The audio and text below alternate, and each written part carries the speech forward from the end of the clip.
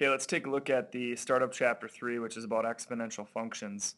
One of the first things you'll notice that on this sheet, it's all about y equals b to the x. And that's what we're taking a look at here, investigating functions when we change the b value and we raise that number to a power.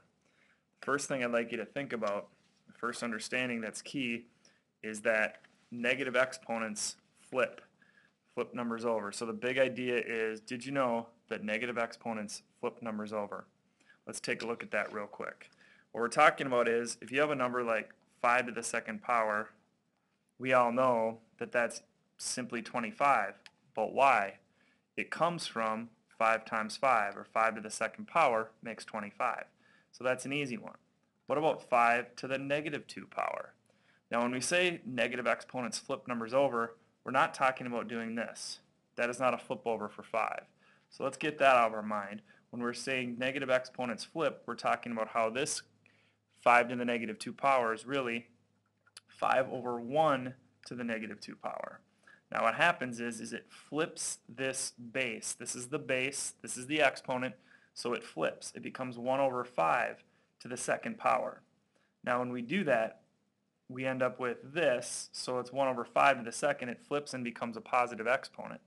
We now have 1 over 5 times 1 over 5 twice, or basically 1 over 5 squared. And so 1 over 5 squared, we know 5 squared is 25, so that becomes 1 over 25. I mean, it is a pretty simple concept once you figure out that what you're going to do is say, okay, well, I've got 5 to the negative 2 power. If I just take and flip that over, that'd be 1 over 5 squared. And then once you have 1 over 5 squared, of course, you end up with 1 over 25. Now let's talk about a sample. So this answer, of course, is this. Let's talk about a sample of a number that's larger. So what if we did 5 to the 20th power versus 5 to the negative 20th power? This is going to bring up some calculator issues, because when you plug in 5 to the 20th power and you go 5 to the 20th and you hit enter, you end up with 9.53, and you'll notice there's an E. That E is not a number. That E is representing scientific notation, so please do not put an E on your answer paper. What you would do then is you would round, and that would be 9.54, and then that E stands for times 10, so it's times 10 to the 13th power.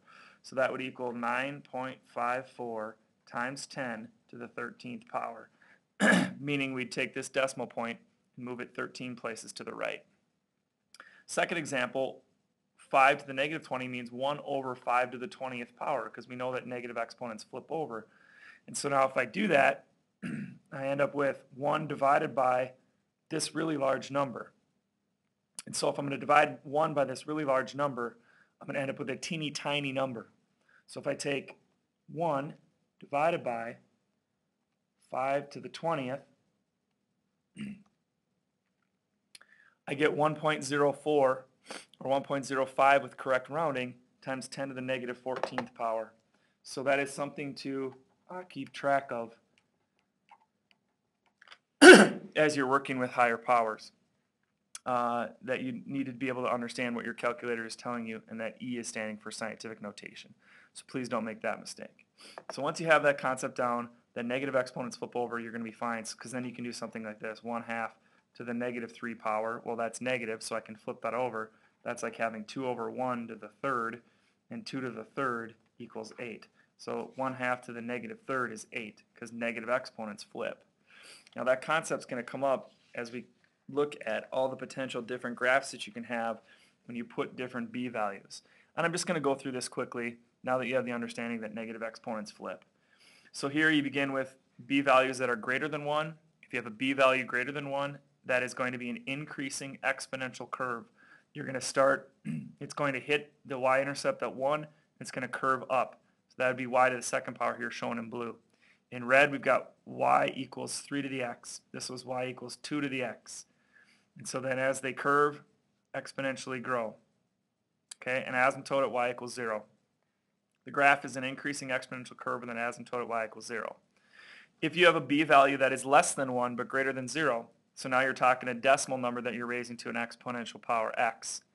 So then what that's going to do is that's exponentially going to decrease. It's still going to hit at 1, but it's going to come down and decrease towards the x-axis